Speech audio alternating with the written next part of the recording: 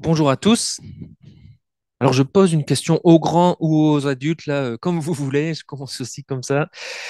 Comment on fait pour vivre ensemble, en paix, unis, peut-être particulièrement dans l'Église, quand certains se considèrent libres de vivre telle ou telle chose en Christ, alors que d'autres ne vont pas avoir cette même liberté?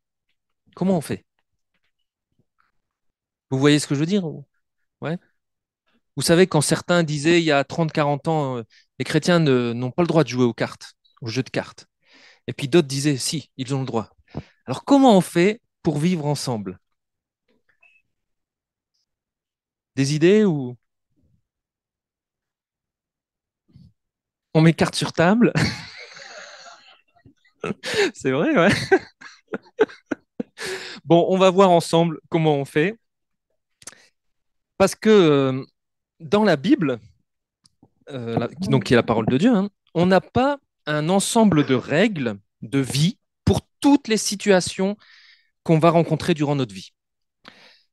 On est d'accord, hein? La Bible, c'est pas un code de vie, c'est pas toutes les règles de vie, tout n'est pas décrit dedans. D'autant que nous, on a des situations aujourd'hui qui n'existaient pas il y a quelques années. Les jeux de cartes, je sais pas si ça existait, peut-être ils jouaient aux Oslo, aux osselets, aux osselets. Hein. Donc, il y a des choses dans la parole de Dieu qui sont précisément défendues. On va dire c'est blanc ou c'est noir. Et puis pour d'autres choses, eh ben, c'est gris. Il y a une grande zone grise là, puis on ne sait pas. C'est un peu plus flou. Et cette zone, en plus, elle varie selon la géographie où on se trouve sur la Terre. Dans certains pays, dans certaines cultures, on va dire, bah non, ça, on ne le fait pas. Et puis dans d'autres, on va dire, bah si, ça, on le fait. Et puis ça varie aussi selon les époques. Donc on touche là à ce qu'on appelle notre liberté chrétienne, notre liberté en Christ. Donc il y a quelques années, je disais, il y avait des débats entre chrétiens parce que certains disaient que nous étions libres d'assister à des spectacles alors que d'autres disaient qu'il ne fallait pas aller au spectacle. D'autres chrétiens débattaient sur la liberté d'avoir un poste de télévision ou de ne pas en avoir. Certains débattaient sur la liberté de jouer aux cartes, la liberté de boire de l'alcool, la liberté de se maquiller ou de porter des bijoux. Moi, j'ai appris que dans l'église de ma grand-mère, donc une église polonaise, enfin, il y avait beaucoup de Polonais, ils avaient interdiction de porter des bijoux. La liberté chrétienne faisait qu'ils ne portaient pas de bijoux, même pas d'alliance. Donc, mon père se souvient du jour où sa mère a porté une alliance. Il avait plus de 15 ans quand ça a commencé à changer. Mais voilà, parce qu'on se posait la question, est-ce que je suis libre de porter des bijoux ou pas? Parce que c'est pas écrit dans la Bible. Alors c'est blanc, c'est noir, donc c'était la zone grise. Donc certains disaient oui, d'autres disaient non.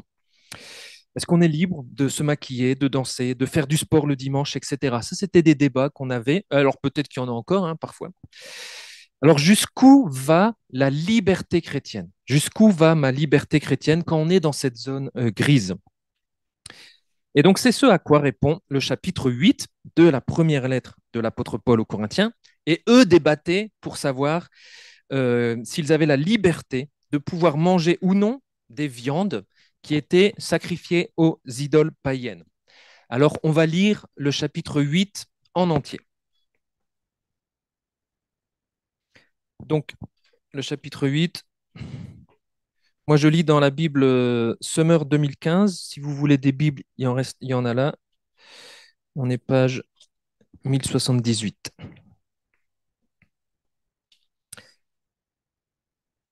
Passons au problème des viandes provenant d'animaux sacrifiés aux idoles. Nous possédons tous la connaissance voulue, nous le savons, mais la connaissance rend orgueilleux. L'amour, lui, fait grandir dans la foi.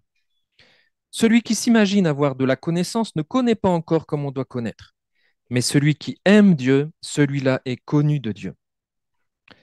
Qu'en est-il donc de la consommation des viandes sacrifiées aux idoles?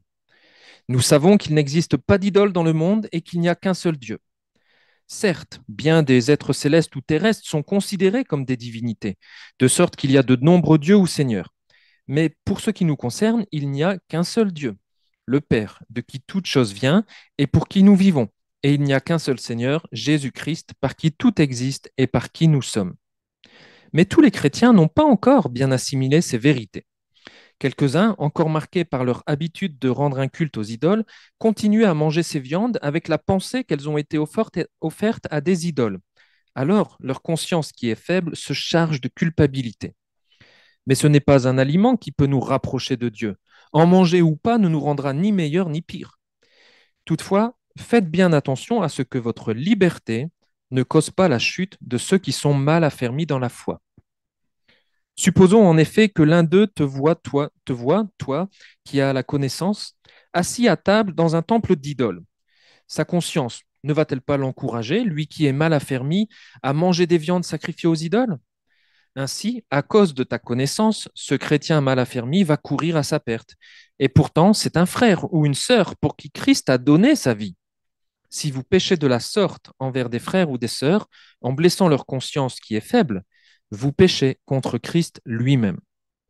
C'est pourquoi, si ce que je mange devait causer la chute de mon frère ou de ma sœur, j'y renoncerai à tout jamais, afin de ne pas être pour lui une occasion de chute.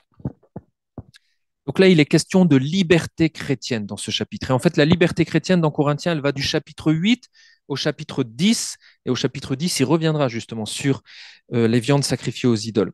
Mais ici, dans le chapitre 8, on a déjà un premier élément de réponse à la question jusqu'où va ma liberté chrétienne? Et cette réponse, je la résume ainsi. Limitons notre liberté par amour pour notre prochain. Comment vivre ensemble quand on a des avis différents sur une zone grise? Eh ben, on limite notre liberté par amour pour notre prochain. Et c'est en 3 points, en fait, ce que Paul nous fait comprendre dans son argumentation. On va la repasser avec lui. Premièrement, il nous pose la démarche générale qui est, il faut équilibrer la connaissance avec l'amour. Donc, juste pour information, pour ceux qui se sont posé la question en lisant vos Bibles, vous avez peut-être des versions différentes. On constate au premier verset qu'il y a peut-être une difficulté. On n'est pas sûr si c'est Paul qui s'exprime ou s'il cite les Corinthiens. Parce que vous vous souvenez qu'à partir du chapitre 7, Paul répond à des questions des Corinthiens. Donc parfois, il les cite, mais la difficulté pour nous, on n'a pas la lettre des questions des Corinthiens, donc on ne sait pas si là, il est en train de citer leurs questions avec leurs arguments ou si c'est juste lui là qui avance ses propres arguments. Dans certains chapitres de Corinthiens, ça va grandement changer notre compréhension si on pense que c'est les Corinthiens qui parlent ou si c'est Paul qui parle. Ici, ça change pas grand-chose parce que Paul avait déjà dit en 1 Corinthiens 1, verset 5, en effet, nous savons, vous avez été, vous les Corinthiens, comblés en Jésus-Christ dans tous les domaines, y compris celui de la connaissance. Donc Paul peut dire, oui, on sait qu'on sait tout, et les Corinthiens eux-mêmes peuvent dire, on sait tout. Donc ça marche. Mais ce que Paul révèle ici, c'est qu'il y a un problème, un risque avec la connaissance. À la connaissance ici, ça va être le fait de connaître une vérité sur quelque chose, ok? La connaissance, le problème, c'est que la connaissance rend orgueilleux. Et vu le tableau qu'on a déjà dressé un peu des chrétiens de Corinthe, on peut compléter ce tableau en ajoutant que, ben oui, certains chrétiens de Corinthe, en termes de liberté chrétienne, ils étaient orgueilleux, prétentieux, arrogants. Par leur connaissance, là, ils écrasaient les autres. Moi, je sais qu'on est libre de manger de tout, qu'on est libre de manger du porc. Si toi, tu n'as pas encore compris ça, ben, c'est ton problème. Donc, vous voyez, c'est une connaissance qui écrase les autres, qui fait du mal aux autres, et ça, c'est jamais bon. Alors aujourd'hui, pour nous, on parle parfois d'orgueil des sachants. Je ne sais pas si vous avez déjà entendu ça, l'orgueil des connaisseurs. C'est le même problème. En plus, aujourd'hui, nous, on est à l'heure de la post-vérité. Vous voyez ce que c'est la post-vérité? C'est que tout le monde, enfin, on remet en cause toutes les vérités, et donc tout le monde a sa propre vérité. Donc tout le monde sait tout sur tout. Et un gars qui est ingénieur en informatique comme moi, et ben hop, après il va parler pour dire bah, en médecine, en fait, il faut faire ça, ça, ça. Donc tout le monde se pose en connaisseur, tout le monde se positionne, tout le monde veut étaler sa connaissance, son savoir dès qu'il le peut, et tout le monde risque alors de tomber dans ce piège de l'orgueil qui fait mal aux autres. Moi, je sais ce que tu ne sais pas. Moi, j'ai déjà étudié ce sujet. Comment? Toi, t'as pas encore compris ça? C'est pas normal. Mais l'expérience, en fait, quand on côtoie après des humains, eh ben, on voit que l'expérience montre souvent que la connaissance, ben, moins on en a, plus on l'étale. C'est comme la culture.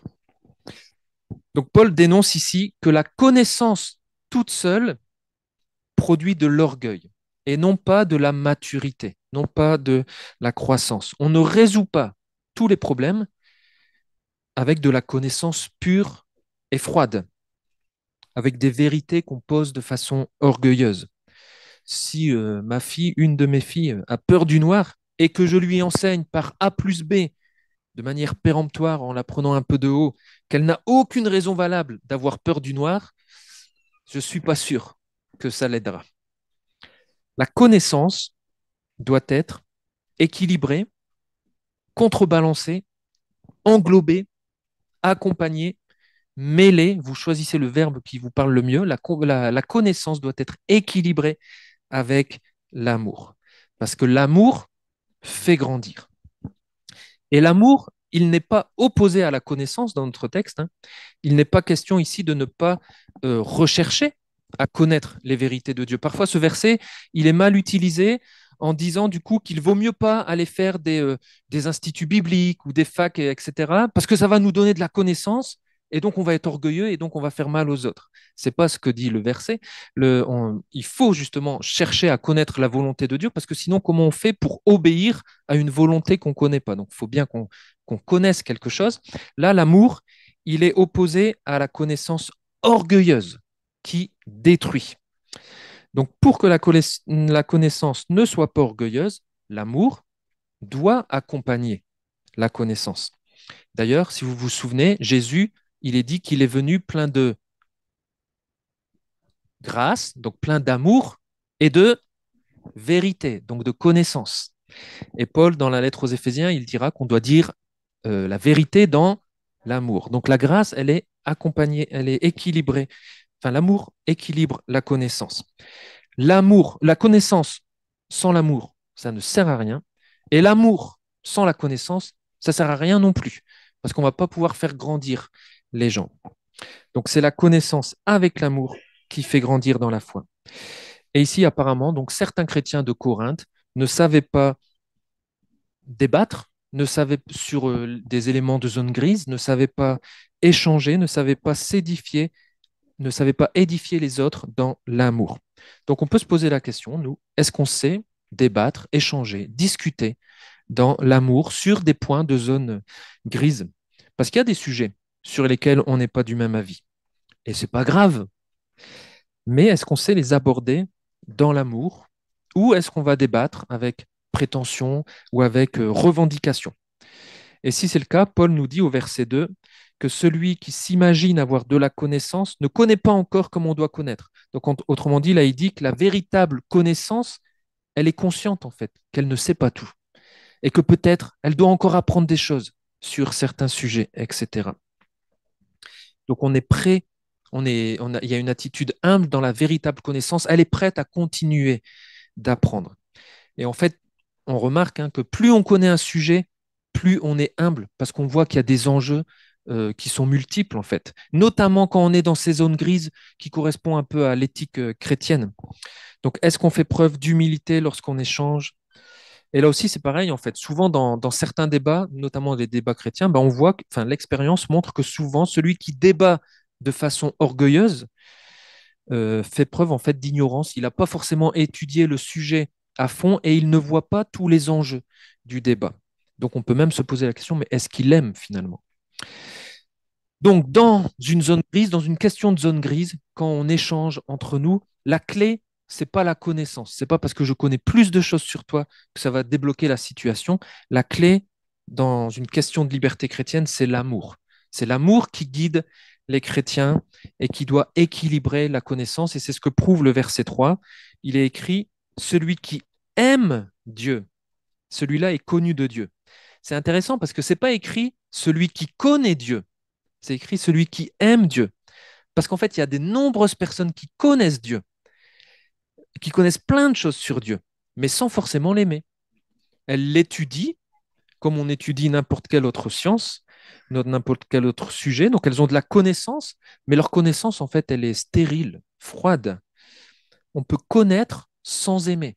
Là, donc, c'est celui qui aime Dieu. On aurait pu s'attendre aussi à ce que ça soit écrit celui qui aime ses frères.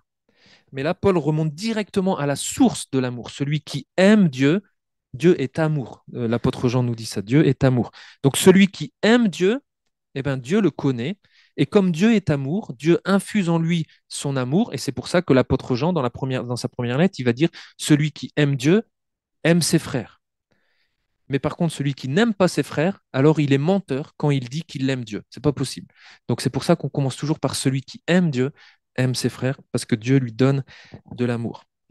Donc pour tout ce qui concerne les questions de liberté chrétienne ou d'éthique chrétienne, où on est un peu dans une zone grise là, de la parole de Dieu, eh ben, gardons cette démarche à l'esprit, équilibrons la connaissance avec l'amour.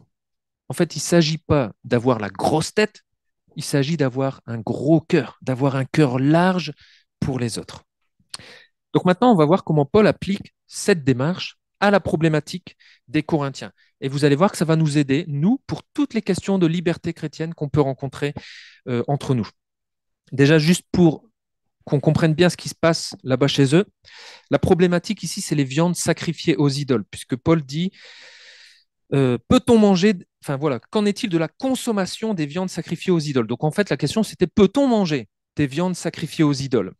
Et pour comprendre cette problématique, il faut savoir, parce que nous, on ne l'a pas forcément, cette question en Occident, on n'a pas des temples à tout bout de rue où on a des viandes sacrifiées qu'on peut acheter, etc. Mais eux, à Corinthe, ont trouvé de nombreux temples et des cultes dédiés à divers dieux.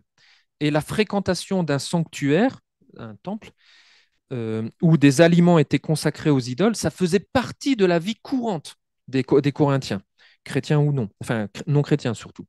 Dans ces temples, on offrait un sacrifice, un animal, sur lequel on prélevait une portion qui était destinée à servir de repas aux adorateurs du temple et à celui qui venait faire le sacrifice.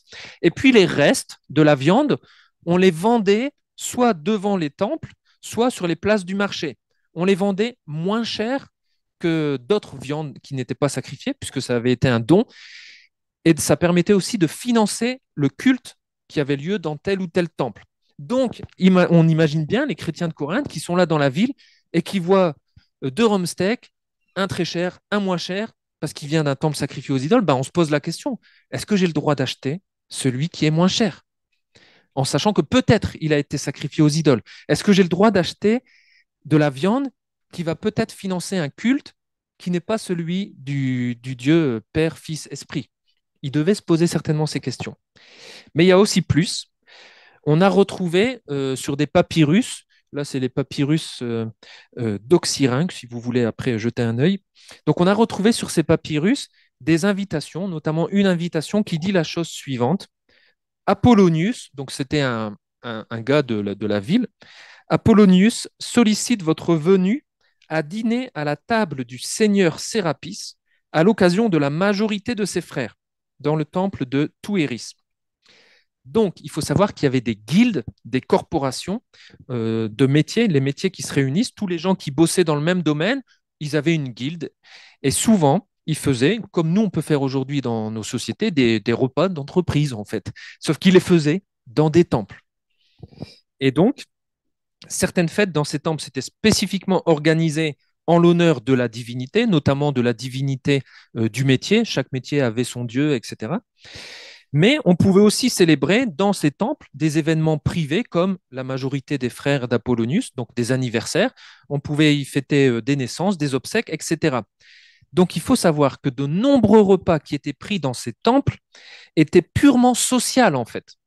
C'était, ben, on va faire la fête, c'est l'anniversaire de mes frères, viens fêter avec moi. C'était un lieu de fête. Sauf que dans leur temps à eux, le social, tout ce qui était social et religieux, c'était pas clairement dissocié.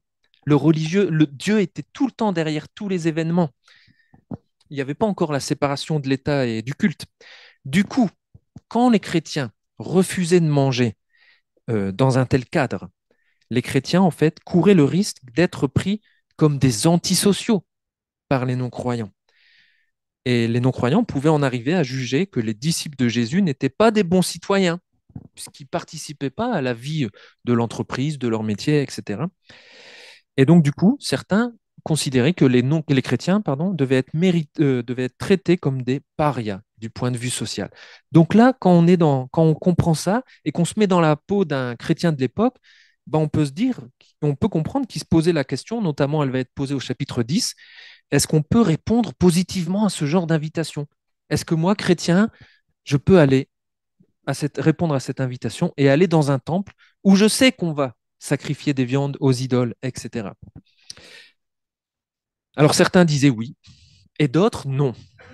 Ceux qui répondaient non, peut-être venaient avant de ces temples, etc. Peut-être qu'ils ont rencontré Jésus et ils se sont convertis. Donc pour eux, il fallait couper net.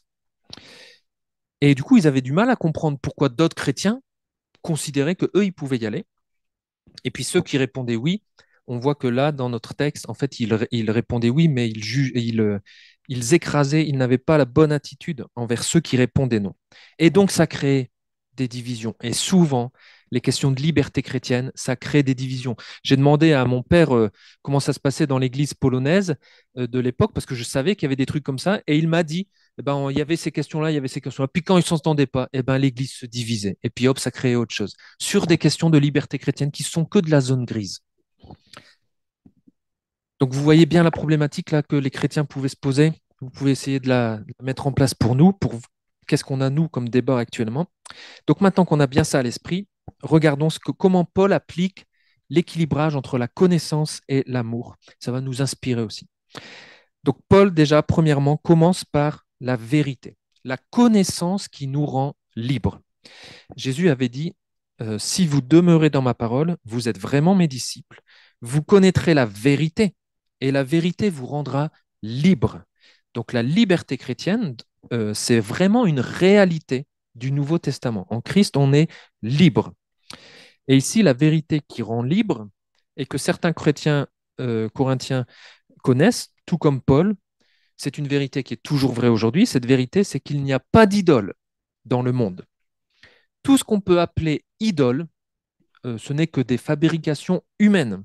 C'est du bois. Ésaïe, donc on a lu tout à l'heure, Ésaïe et Jérémie dénoncent à fond ça. Ils disent juste, c'est du bois. Tu as acheté du bois pour faire du feu, et puis tu en gardes une moitié, après tu fais une idole avec. Et il dit, mais tu te rends... C'est les prophètes qui disent ça, Ésaïe et Jérémie, qui disent, tu te rends compte de ce qui se passe? C'est du bois, on l'a recouvert d'or, et puis on pense que c'est une idole qui a une puissance, une capacité, une existence, alors que c'est rien. Une idole, ce n'est que du vide, ce n'est rien.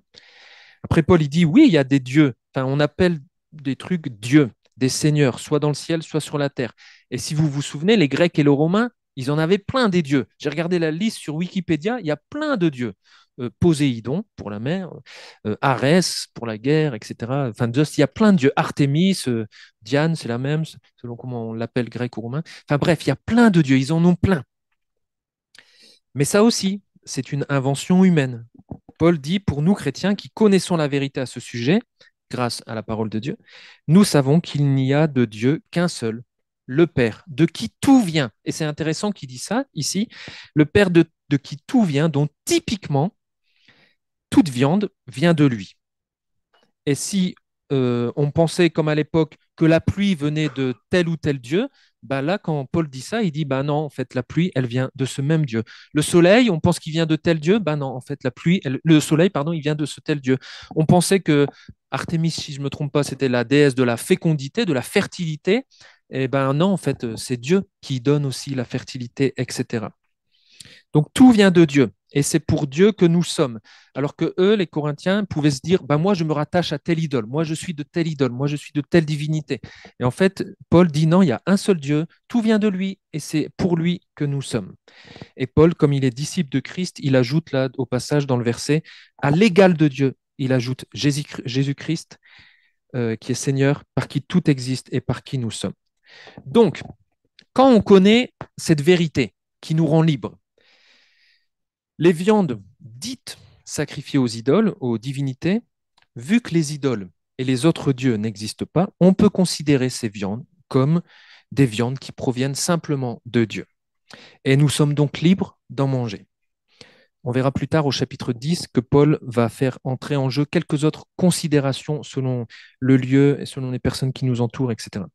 Mais ici, la vérité, en gros, c'est qu'un beefsteak sacrifié à une idole, ça reste un beefsteak consommable. On va dire ça comme ça. Maintenant, il faut intégrer cette vérité, cette connaissance avec ma relation avec les autres, avec mon amour pour les autres. Et c'est ce que Paul fait ensuite dans les versets 7 à 12. À partir du verset 7, là, Paul équilibre la connaissance en se déplaçant vers l'amour pour les autres, chose que certains chrétiens de Corinthe semblaient ne pas faire. Et il va réfléchir du coup à comment ma manière d'agir, comment ma liberté chrétienne va impacter sur les autres. Donc il indique que quelques-uns, quelques chrétiens de l'église de Corinthe n'ont pas encore cette connaissance qui rend libre. C'est pas qu'ils ne connaissent pas la vérité, ils la connaissent, la vérité qu'on a vue précédemment, ils la connaissent certainement, mais ils ne l'ont pas encore, notre traduction dit, ils ne l'ont pas encore bien assimilée. Et Paul explique pourquoi au verset 7. Ces quelques personnes sont encore marquées par leur habitude de rendre un culte aux idoles. Littéralement, elles ont encore conscience de l'idole. Ce sont certainement des personnes qui fréquentaient ces temples avant, qui adoraient ces autres dieux par le passé. Elles se sont tournées vers Christ, peut-être récemment, peut-être ce sont donc des jeunes convertis, et vous direz peut-être pas le contraire, il y a des habitudes qui sont lentes à changer, à modifier. Il y a des habitudes dont on ne se débarrasse pas facilement.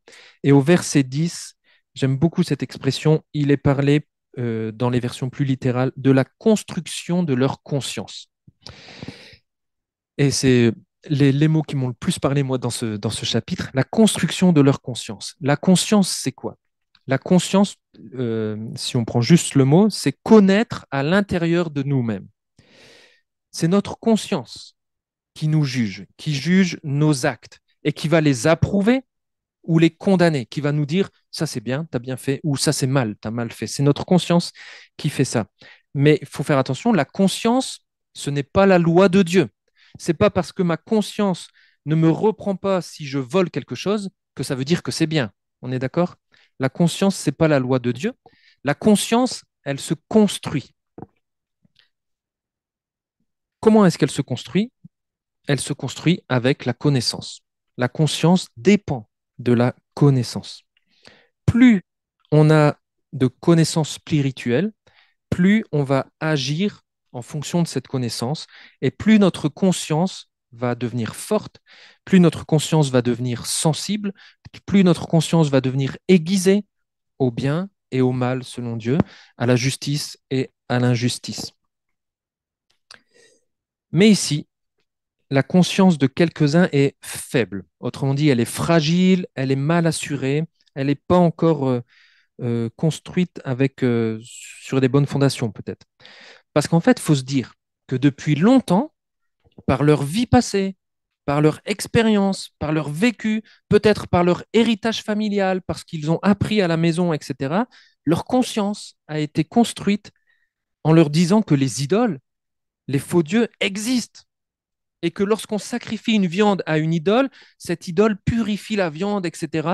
Parce que c'était pour ça qu'ils sacrifiaient aussi les viandes aux idoles, et que du coup, on est en lien avec l'idole quand on mange cette viande. Ça, leur conscience était construite comme ça. Et ce n'est pas du jour au lendemain qu'on déconstruit, qu'on renouvelle sa conscience. Donc, pour eux, lorsqu'ils voient sur le marché, je sais pas, viande sacrifiée aux idoles, la construction de leur conscience, les mécanismes dans les chemins dans leur cerveau font qu'ils vont tout de suite se dire l'idole, elle est réelle, il ne faut pas que je me mette en contact avec elle. C'est instinctif en fait, c'est même pas raisonné, c'est une pensée persistante dans leur conscience. Donc pour ces personnes, manger de telle viande, c'est vraiment une souillure. C'est vraiment mal, c'est vraiment péché, et ils se sentent toujours coupables lorsque, peut-être après avoir été forcés peut-être par un des frères là, eh ben, ils sont entraînés à en manger, et donc après ils vont se sentir coupables. Parce que pour eux, c'est comme ça, l'idole existe. On comprend du coup pourquoi Paul dit que, on comprend le mal, le grand mal que les forts, on va les appeler comme ça, les forts faisaient aux faibles. Parce que là, dans les traductions, il parle des consciences faibles. En usant de leur liberté chrétienne, les forts faisaient du mal aux faibles, en mettant en avant leur connaissance sans prendre en compte les, euh, les faibles, les frères plus faibles. Et en fait, tant qu'une personne a la conscience faible, ne comprend pas clairement qu'un acte n'est pas un péché aux yeux de Dieu, eh ben, elle ne doit pas le poser, c'est tout. Elle ne doit pas faire cet acte tant qu'elle ne comprend pas que ce n'est pas un péché. Et les autres frères et sœurs ne doivent pas l'encourager à le faire. Les forts sont appelés à prendre en compte, à aimer leurs frères plus faibles. Et dans la Bible, c'est toujours dans cet ordre-là que ça se passe. Ce sont les forts qui doivent aimer, qui doivent prendre soin des faibles. Même si ces faibles, comme nous le laisse entendre là le verset 7, même si ces faibles ne sont que quelques-uns, une minorité dans l'Église peut-être, mais ce sont les forts qui sont appelés à équilibrer leur connaissance avec l'amour qu'ils vont porter aux faibles. On pourrait dire du coup qu'il faut aimer d'abord et convaincre ensuite. Parce que oui, les forts vont quand même chercher à les édifier, à les fortifier, à renouveler la conscience des faibles par la vérité, par la connaissance de la vérité. Mais ils vont le faire en l'équilibrant avec l'amour et en faisant en sorte de ne pas pousser ses frères à pécher contre leur conscience. Donc ce sont toujours les forts qui doivent aimer, qui doivent s'adapter aux faibles. Et en fait, on le comprend bien par des illustrations de la vie courante, hein. Ce sont toujours les adultes qui doivent s'adapter aux enfants. C'est les parents qui doivent s'adapter à leurs enfants. Moi, quand je fais du vélo avec mes filles, c'est à moi, adulte, de m'adapter à mes filles et de ne pas rouler à toute blinde au risque de les laisser derrière et qu'il leur arrive quelque chose que je ne vois pas parce que je ne suis plus là. Elles vont pas pouvoir me suivre. Donc, tant pis, je me limite moi. Je vais rouler moins vite, je ne vais pas pouvoir prendre les descentes sans actionner les freins, et puis c'est tout. Je me limite pour leur bien. Et pourquoi est-ce que je fais ça? Pour les protéger, ok, mais au fond de moi, pourquoi est-ce que je fais ça? Parce que je les aime, par amour, ouais. Et donc, c'est toujours l'amour qui nous guide et qui nous pousse à nous limiter. Bon, maintenant qu'elles grandissent, les choses évoluent. Mais non, l'autre jour, on a fait la course avec Maëline, elle tenait le rythme, mais après, je l'ai dépassée. Mais ça va venir, Maëline, tu pourras. Mais en fait, c'est pareil pour les faibles aussi, ça évolue avec mes filles, mais pour les faibles, ça évolue aussi. Les faibles vont grandir aussi. Ils sont appelés aussi à grandir. Quelqu'un qui reste tout le temps bloqué et qui n'apprend pas les nouvelles vérités qu'il découvre dans la parole, il y aura aussi des questions à se poser. Mais un faible est appelé à grandir. Et donc les choses évolueront aussi. Mais pour l'instant, par amour pour eux, eh ben, j'accompagne la connaissance que j'ai de la vérité euh, oui, j'accompagne la connaissance avec l'amour pour leur bien. Ce sont les forts qui doivent aimer les faibles. D'autant qu'en plus, comme le dit Paul au verset 8, là, manger d'un aliment ou ne pas en manger, ça ne change rien dans notre relation avec Dieu. Qu'on en mange ou qu'on n'en mange pas, ça ne change rien. On n'est pas plus pur, plus spirituel ou pas si on mange ou si on ne mange pas. Donc les forts peuvent facilement s'abstenir d'un aliment en présence de faibles. Et s'ils ne le font pas, une question, vas-y. On a le droit de poser des questions, hein. Vas-y.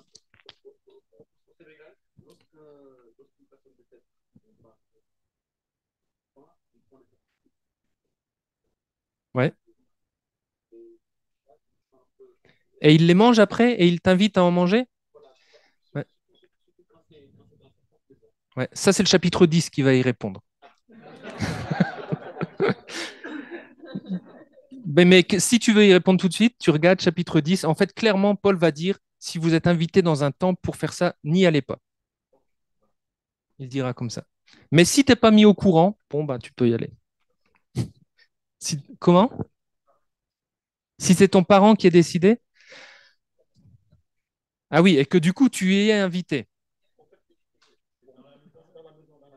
Ah, c'est dans ta maison, ok.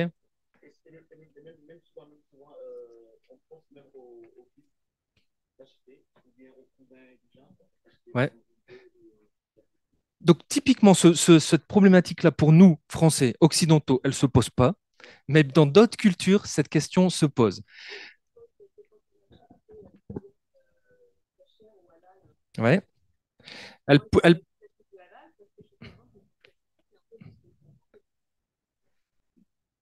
ouais, il y a d'autres questions qui vont entrer en compte. Ce sera chapitre 10. ça sera le chapitre 10. Là, Paul va dire, là vraiment, la problématique ici pour Paul, c'est les forts, vous agissez mal envers les faibles parce que vous les écrasez de votre connaissance et vous ne tenez pas en compte de qui ils sont. Donc, il répond juste à cette problématique au chapitre 8.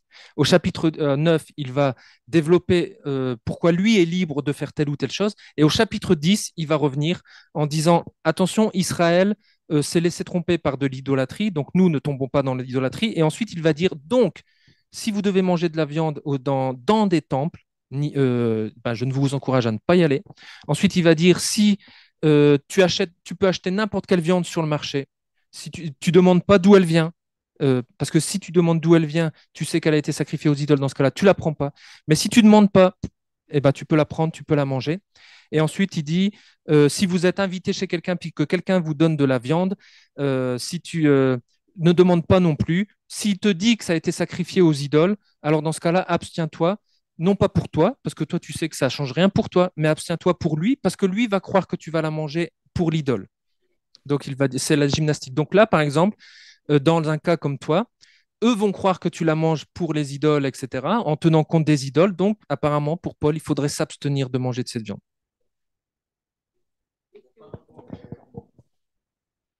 On en discute après plus en détail. On finit sur le chapitre 8.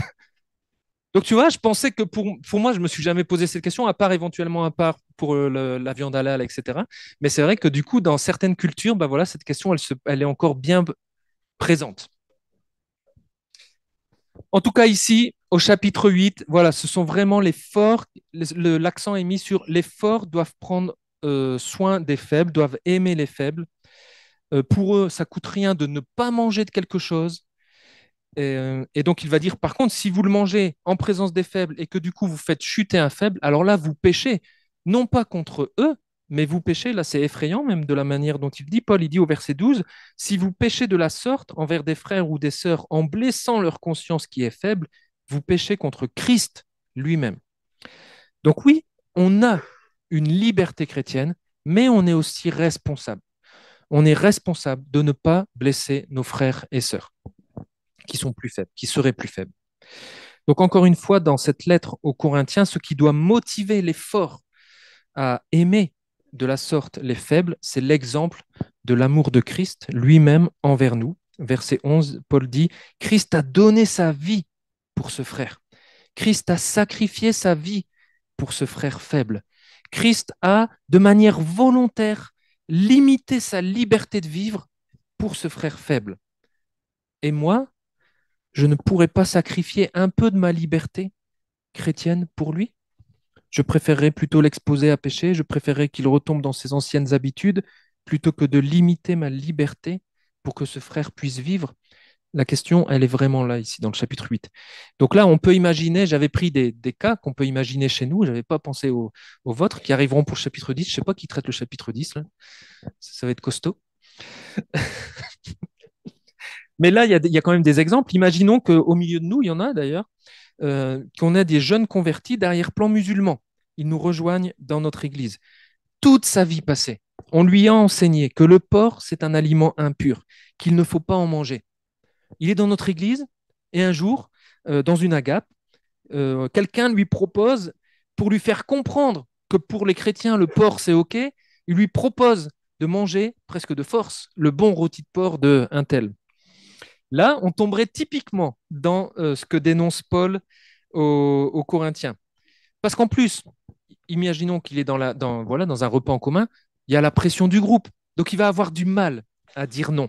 Et il va manger le porc pour faire plaisir peut-être à l'autre, mais quand il va rentrer chez lui, il va se sentir coupable. Parce qu'il a pas enfin, il faut que sa conscience soit déconstruite, renouvelée. Éphésiens 4, versets 22-23, dans ces zones-là. Enfin voilà, on doit désapprendre notre ancienne manière de vivre, être renouvelé dans notre intelligence, dans notre conscience, et puis ensuite vivre d'une nouvelle manière. Mais ça prend du temps, certaines déconstructions. Donc là, on aurait typiquement l'exemple d'une connaissance qui n'a pas été équilibrée avec l'amour pour un frère faible, enfin faible en tout cas dans sa conscience. On pourrait parler aussi des chrétiens d'autres origines, qui sont d'autres cultures de nous aussi, qui sont choqués de nous voir boire de l'alcool, nous Français, dans nos repas en commun à l'église. Alors que si on est dans une culture américaine ou dans une culture des pays de l'Est, etc., C'est zéro goutte d'alcool, surtout pour les pays de l'Est, zéro goutte d'alcool même chez soi. Donc pourquoi des chrétiens ici boivent de l'alcool? Si en nous voyant boire de l'alcool, eux, ça leur donne envie de boire de l'alcool ou ils s'y boivent parce qu'ils se sentent presque pressés, ben, ils vont aussi sentir la culpabilité après sur leur conscience. S'ils n'ont pas encore bien assimilé la vérité qui nous rend libres, nous, d'en boire avec modération. Eux, ils risquent de se sentir coupables ensuite. Et il y aurait encore, du coup, d'autres exemples qu'on pourrait euh, citer, mais je conclus avec Paul, parce que du coup, Pierre, tu avais dit 30 minutes, là maintenant, je ne sais plus à combien on est. Donc, je conclus. Paul, il tire sa conclusion aussi. Il a donné la démarche générale. La démarche générale, c'est on équilibre la connaissance avec l'amour. Il nous a rappelé, du coup, quelle est cette connaissance, quelle est la vérité en ce qui concerne la problématique des Corinthiens. Il a équilibré cette connaissance avec l'amour qu'il a pour les frères et les sœurs. Et maintenant, il tire sa conclusion, verset 13. C'est pourquoi, si ce que je mange devait causer la chute de mon frère ou de ma sœur, j'y renoncerai à tout jamais, afin de ne pas être pour lui une occasion de chute. Donc, autrement dit, là, il dit, je limite ma liberté par amour pour mon frère. J'aurai le droit de faire telle ou telle chose dans cette zone grise, mais par amour pour mon frère ou ma sœur, je me limite. C'est pourquoi moi je résume tout l'enseignement de ce chapitre ainsi. Limitons notre liberté par amour pour notre prochain. Pour vivre ensemble dans cette zone grise, limitons notre liberté par amour pour notre prochain. On peut connaître qu'on est libre de pratiquer telle chose, mais l'amour nous fera aussi connaître que de temps en temps, il vaudra mieux s'abstenir parce que cette chose n'est pas forcément acceptable pour quelqu'un d'autre. Donc on renoncera à notre liberté chrétienne par amour pour l'autre. On se limite parce qu'on pense aux intérêts des autres, parce qu'on pense aux besoins des autres avant de penser aux nôtres. On ne devrait jamais, on ne devrait pas utiliser notre liberté chrétienne d'une manière qui va blesser nos frères et sœurs, qui va les faire chuter, ici chuter, qui va les faire pécher. Ils ne vont pas perdre leur salut, mais ils risquent de chuter, de retourner peut-être temporairement dedans, etc. Donc on limite, nous, notre liberté chrétienne par amour pour notre prochain. Et c'est pas forcément facile, en fait. Parce qu'on va lutter nous-mêmes contre ce truc, enfin, ce truc en nous qui nous dit, oui, mais j'ai le droit. Et lui, il faut qu'il grandisse. Donc, je vais le faire quand même parce que faut qu'il grandisse, donc je vais le faire. C'est pas toujours facile, mais on va devoir apprendre et on va devoir de temps en temps apprendre à dire la connaissance, la vérité dans l'amour. Donc nous, j'allais dire, on n'a pas forcément ce cas précis dans nos églises, mais on voit que dans certains pays, alors vivement le chapitre 10, que je le développe aussi, bah voilà, la question se pose quand même, mais en tout cas, on peut garder, nous, cette démarche et cette conclusion pour tous les autres cas où on est dans la zone grise, là, où on est dans la liberté chrétienne. Jusqu'où va ma liberté chrétienne? Donc, on va se poser la question, quelle est la vérité libératrice de la parole de Dieu qui est en jeu dans la problématique que je rencontrerai? Comment je vais équilibrer cette vérité avec l'amour que j'ai pour mes frères et sœurs? Et donc, du coup, quelle conclusion je vais en tirer? Et donc, est-ce que je vais devoir limiter ma liberté chrétienne pour un, deux, trois frères et sœurs, etc. Donc, que Christ nous aide à vivre cela